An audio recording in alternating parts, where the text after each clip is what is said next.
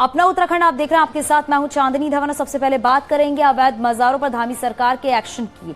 तो टिहरी में सीएम धामी के निर्देश के बाद कार्रवाई हुई है। मोलधार में अतिक्रमण करके बनाए गए अवैध मजार को तोड़ा गया है। प्रशासन ने अवैध मजार को हटाने के लिए पहले नोटिस दिया था, लेकिन उसके बाद भी अवैध मजार को नहीं तोड़ा गया, जिसके बाद प्रशासन की टीम ने मौके पर जाकर अवैध मजार को तोड़ दिया। एक्सक्लूसिव तस्वीर आप देख रहे हैं न्यूज़ 18 उत्तर प्रदेश उत्तराखंड पर। प्रशासन की टीम ने अतिक्रमण को तोड़ा है। एक के बाद एक प्रशासन की तरफ से बड़ी कार्रवाई देखने को मिल रही है। अवैध मजार पर प्रशासन का एक्शन देखने को मिला है। और देखिए किस तरीके से प्रशासन की टीम जब मौके पर पहुंची थी तो अवैध अतिक्रमण पर एक्शन लिया गया। मोलधार में अवैध मजार जो है वो तोड़ी गई है। तस्वीरें भी आप अपने टीवी स्क्रीन पर देख सकते हैं। हालांकि अब देखा जा रहा है कि ऐसे अवैध मजारों की बात करें, अवैध अतिक्रमण की बात करें तो अब चिन्हित किया जा रहा है और उस पर ध्वस्तीकरण की कार्रवाई देखने को मिल रही है।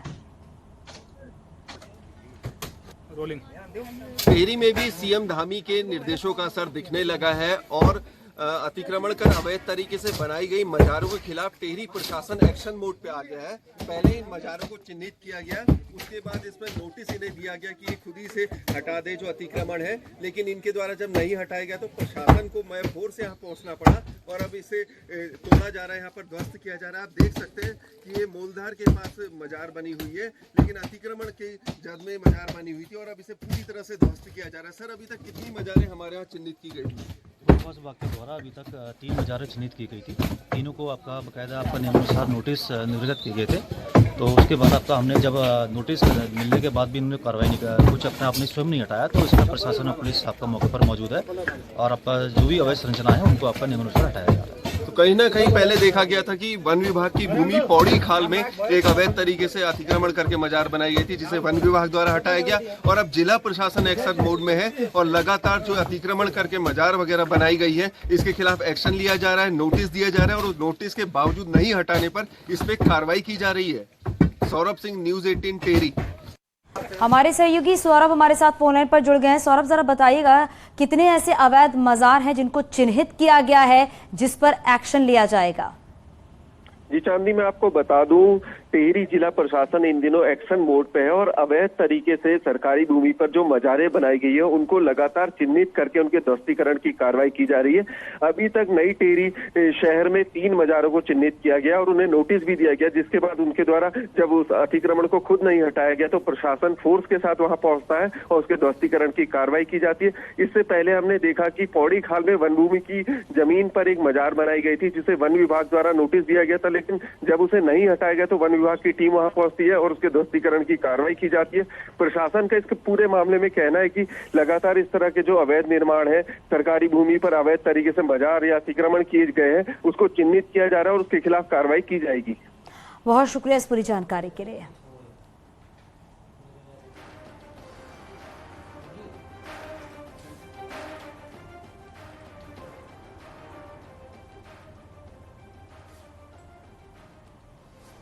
देहरादून से खबर है, जहां सरकार प्रदेश में हो रहे अतिक्रमण पर चौतरफा वार करने का प्लान बना रही है। देवभूमि में अतिक्रमण को लेकर सीएम धामी ने सख्त रुख दिखाया है, जिसके बाद इस समय उत्तराखंड में फॉरेस्ट लैंड से अतिक्रमण को हटाया जा रहा है। अब नदी किनारों पर भी अतिक्रमण को सरकार सर्वे कर रही है और सर्वे के बाद सरकारी जमीनों से भी अतिक्रमण को हटाया जाएगा। तो सरकारी जमीनों से भी अतिक्रमण जो है हटाया जा रहा है। सर्वे के बाद जमीनों से अवैध कब्जे को हटाया जाएगा, क्योंकि जगह जगह पर जो अवैध कब्जा किया गया है उसे भी हटाने के आदेश दे दिए गए हैं। वन विभाग से हटाया जा रहा है जो धार्मिक अतिक्रमण है। तो ऐसे कई सारे अवैध मजार हैं, अवैध अतिक्रमण है और अवैध जमीन को कब्जा कर लिया गया है, उसको हटाने का काम किया जा रहा है। मजार बनी थी, आज ध्वस्त कर दी गई। हल्द्वानी से खबर है, जहां देवभूमि में जमीनें कब्जाने की बड़ी साजिश सामने आई है और व्यापार के नाम पर जमीनें कब्जाई जा रही हैं। तेजी से छोटे कस्बों में डेमोग्राफिक बदलाव हो रहा है। बाहरी राज्यों से आए लोग साजिशों छोटे कस्बों में जमीनें कब्जा कर रहे हैं, जिसके कारण तेजी से छोटे कस्बों में डेमोग्राफी बदलाव हो रहा है।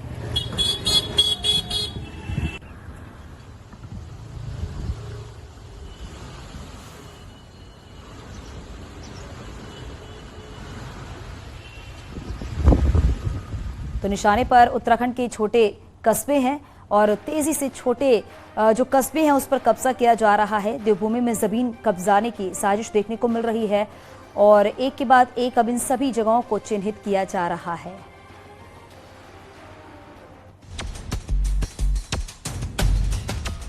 देवभूमि उत्तराखंड में फैली इन अवैध मजारों में गरजने के बाद सीएम धामी का बुलडोजर अब इन नदियों के किनारे हुए कब्जों पर गरजेगा, जिसके लिए प्रदेश की छोटी बड़ी 23 नदियों और जलाशयों के किनारे हुए अतिक्रमण को बकायदा मार्क करने का भी काम शुरू हो चुका है। नदी के किनारे के जो भी अतिक्रमण है उसको चिन्हित करते हुए भारतीय वन अधिनियम उसकी सुसंगत प्रावधान के अंदर कार्रवाई करे और ऐसे जलाशय जो है जहां पे लोगों ने जलाशय को पाट के या जलाशय के अगल बगल अतिक्रमण किया है उनको भी चिन्हित करते हुए सुसंगत अधिनियम जो है उसके अंतर्गत कार्रवाई करने के निर्देश सक्षम अधिकारियों को दे दिए गए। दरअसल सरकार को खुफिया जानकारी मिली है कि नदियों के किनारे साजिशन कब्जाए जा रहे हैं। संदिग्ध लोग मजबूरी का बहाना बनाकर देवभूमि में नदियों किनारे लगी फॉरेस्ट लैंड पर अपनी संख्या बढ़ाने में जुटे हैं।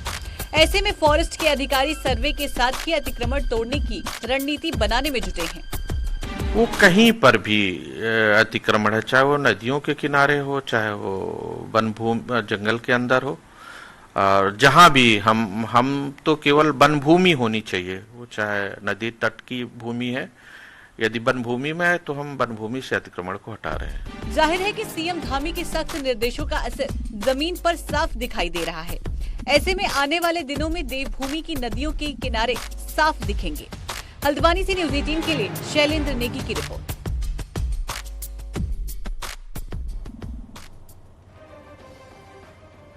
उत्तराखंड में फायर सीजन में आग का तांडव देखने को मिल रहा है। गर्मी बढ़ने के साथ ही आग की घटनाएं भी बढ़ने लगी हैं।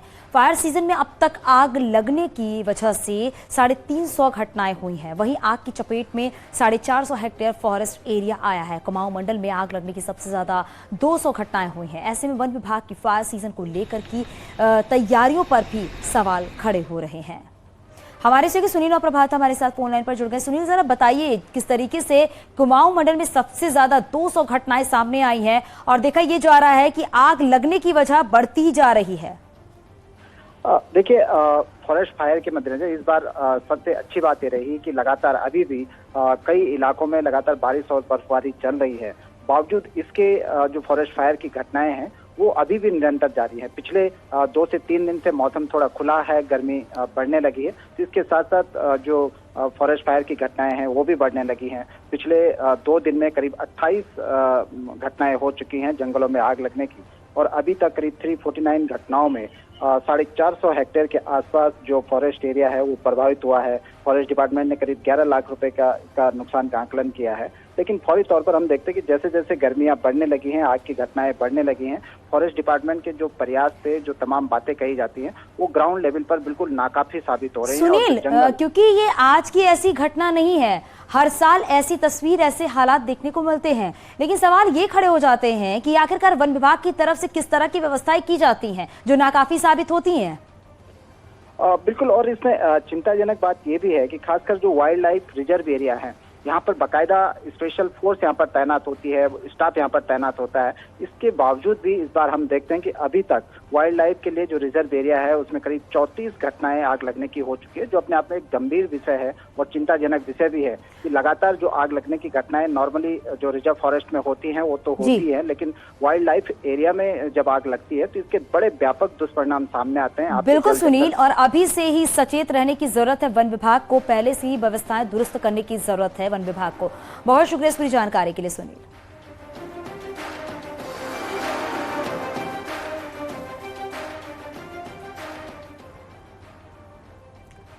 अल्मोड़ा में देर रात अलोनी पशु चिकित्सालय जलकर राख हो गया है। गनीमत इस बात की रही कई सालों से पशु चिकित्सालय डॉक्टर नहीं होने से बंद था। वहीं स्थानीय लोगों ने आग बुझाने की कोशिश की लेकिन कामयाबी नहीं मिली। पशु चिकित्सालय जलकर राख हो गया।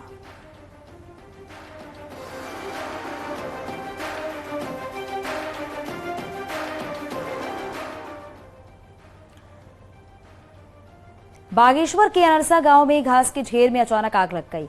आग लगने से घास के ढेर जलकर खाक हो गए हैं। वहीं ग्रामीणों ने तत्काल आग लगने की सूचना फायर ब्रिगेड को दी है। गनीमत इस बात की रही है कि समय रहते आग बुझा दी गई है, नहीं तो बड़ा नुकसान हो सकता था।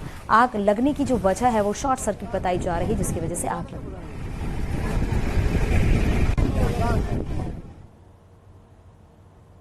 रुड़की के बुग्गावाला थाना क्षेत्र में पुलिस और बदमाशों के बीच मुठभेड़ हुई है। मुठभेड़ में एक बदमाश घायल हुआ है, जिसे अस्पताल में भर्ती कराया गया है। मुठभेड़ के बाद 2 बदमाश गिरफ्तार किए गए हैं, जबकि 3 बदमाश मौके से फरार हो गए, जिनकी तलाश की जा रही है।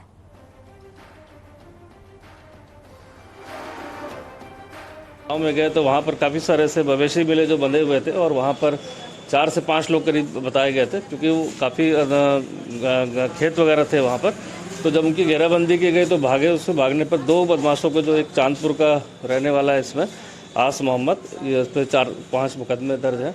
साथ ही साथ इसमें भगवानपुर का रेहान है, जिस पर हिस्ट्री शीटर भी 8 मुकदमे दर्ज हैं। गौकशी के भी अन्य मुकदमे भी दर्ज हैं।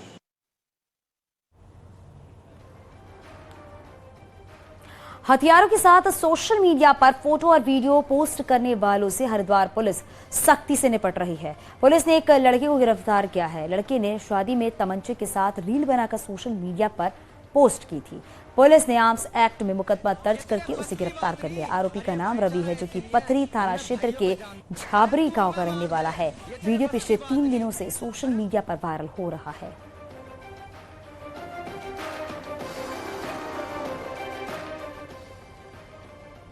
टिहरी के साकड़ीधार में कौड़ी आला के पास देर रात सड़क हादसा हो गया है। गाड़ी बैक करते समय गहरी खाई में गाड़ी जा गिरी है। हादसे के वक्त गाड़ी में केवल ड्राइवर था। गाड़ी करीब 400 मीटर लुढ़ककर ऋषिकेश बद्रीनाथ हाईवे पर जा गिरी है। इस दौरान ड्राइवर बीच में ही छिटककर पहाड़ी पर अटक गया। देर रात मौके पर पहुंची एसडीआरएफ ने घायल को सकुशल रेस्क्यू करके ऋषिकेश पहुंचाया।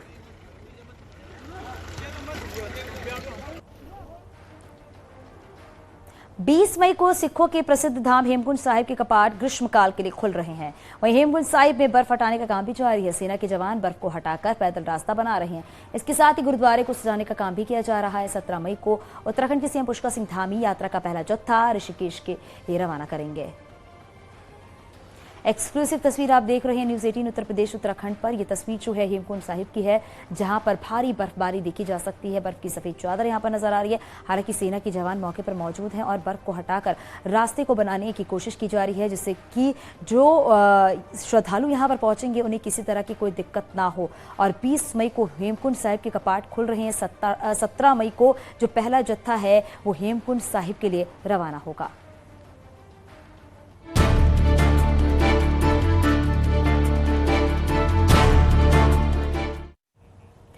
प्रधानमंत्री नरेंद्र मोदी ने देश भर में आयोजित 5वें रोजगार मेले में 71,000 युवाओं को ज्वाइनिंग लेटर दिए हैं। देश भर के 45 सेंटर्स में शामिल देहरादून में भी प्रोग्राम आयोजन हुआ, जिसमें बतौर मुख्य अतिथि केंद्रीय रक्षा राज्य मंत्री अजय भट्ट मौजूद रहे।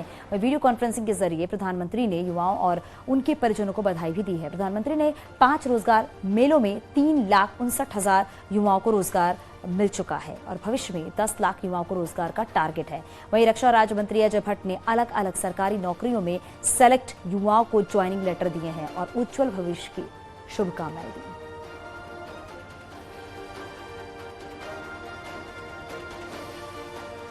पहले सरकारी नौकरी के लिए आवेदन करना ही बहुत मुश्किल होता था। एक एप्लीकेशन फॉर्म लेने के लिए घंटों लाइन में लगो रहो, डॉक्यूमेंट्स को अटैच करवाने के लिए गैजेटेड ऑफिसर्स को खोजो, फिर एप्लीकेशन को डाक द्वारा भेजा जाता था और इसमें यह भी पता नहीं चलता था कि वो एप्लीकेशन समय पर पहुंची या नहीं पहुंची, जहां पहुंचना था वहां पहुंची कि नहीं पहुंची। आज आवेदन करने से लेकर नतीजे आने तक की पूरी प्रक्रिया ऑनलाइन हो गई है। आज डॉक्यूमेंट को सेल्फ अटेस्ट करना भी पर्याप्त होता है। ग्रुप सी और ग्रुप डी के पदों पर भर्ती के लिए इंटरव्यू भी खत्म हो गए हैं। इन सारे प्रयासों का सबसे बड़ा फायदा ये हुआ है कि भ्रष्टाचार या भाई भतीजावाद की संभावनाएं खत्म हो गई हैं। विभिन्न राज्यों पर आज रोजगार दिए गए हैं और रोजगार देने में लगभग 71,000 से ज्यादा लोगों को आज रोजगार गया है। अगर हम पूरे आंकड़े देखें तो 2,88,000 उसमें आज के 71,000 को जोड़ दें तो मेरे अंदाज से लगभग 3,59,000 या इससे कुछ बढ़ के हो सकता है। इतने लोगों को अभी तक हमने रोजगार दे दिए हैं। मेरा अभी एसएससी एमटीएस में हुआ है सीएसडी डिपार्टमेंट में।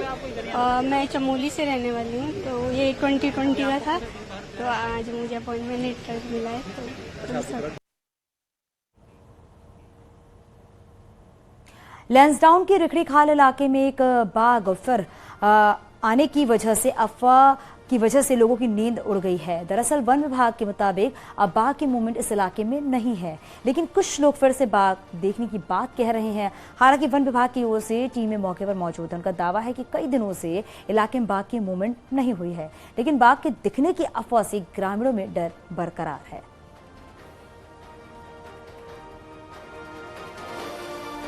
जनता में काफी आक्रोश है और लगता है कि यदि इस पर जल्दी से कोई कार्य नहीं किया तो अन्य कोई घटना हो सकती है जिसकी जिम्मेदार शासन प्रशासन होगा और क्षेत्रीय जनता इसे विभाग को और उसको कभी माफ नहीं करेगी।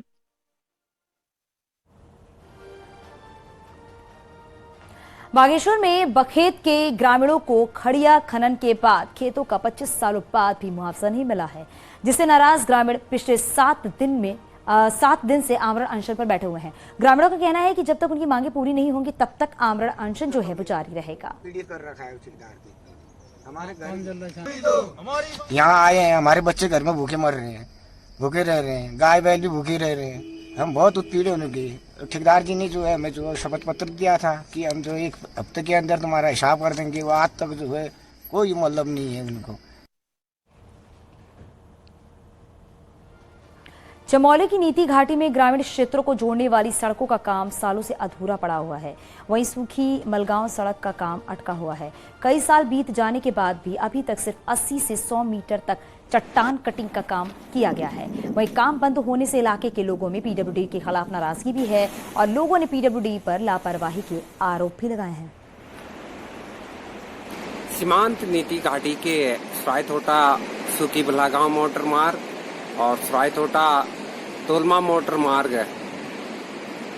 तोलमा मोटर मार्ग विगत 15 वर्षों से पेंडिंग पड़ा हुआ है, उस पर कोई कार्य नहीं हो रहा है। मात्र 1.5 किलोमीटर भी पूर्ण नहीं हो पाए। जो लोग हैं आने जाने में मतलब ना हमें यातायात की कोई सुविधा है, जैसे कि मतलब चिकित्सा जाने के लिए भी हमें कितनी दूर मतलब पालकी द्वारा जाना पड़ता है। बागेश्वर में तेज हवा से नेशनल हाईवे गरुड़ में बड़ा पेड़ गिर गया है, जिसकी वजह से सड़क पर यातायात ठप हो गया है। सड़क के दोनों ओर गाड़ियों की लंबी कतारें लग गई हैं। वहीं फायर टीम ने मौके पर पहुंचकर करीब 1 घंटे की मशक्कत के बाद पेड़ हटाया है। इसके बाद गाड़ियों की आवाजाही शुरू हो पाई है।